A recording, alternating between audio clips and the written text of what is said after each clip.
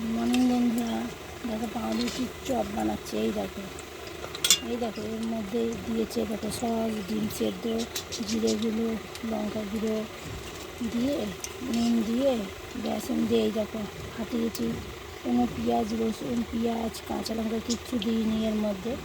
দেখো এই দেখো পাউরুটির চপ, এই দেখো বড় বড় বানাচ্ছি। দেখো তোমরাও চায়ের সঙ্গে এরকমভাবে খেতে পারো।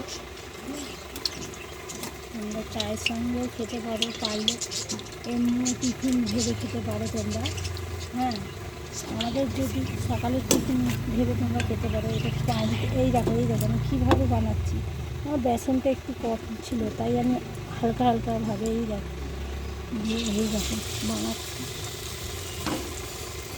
জানি না এই রেসিপিটা তোমাদের, এই দেখো এরকমভাবে ছিটছে দেখো দিয়ে, এর মধ্যে সস টস সব দেওয়া আছে। এই দেখো বেসনটা কম আছে বলে তাই আমি কম দিচ্ছি। দেখো ছাঁকা তেলে ভাজি, দেখো কেমন হয়েছে দেখো তোমরা।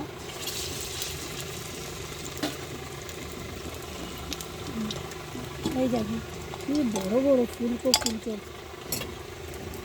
আমাদের ভিডিও যদি তোমাদের ভালো লাগে, লাইক করো, কমেন্ট করো, শেয়ার করো। Tata, by.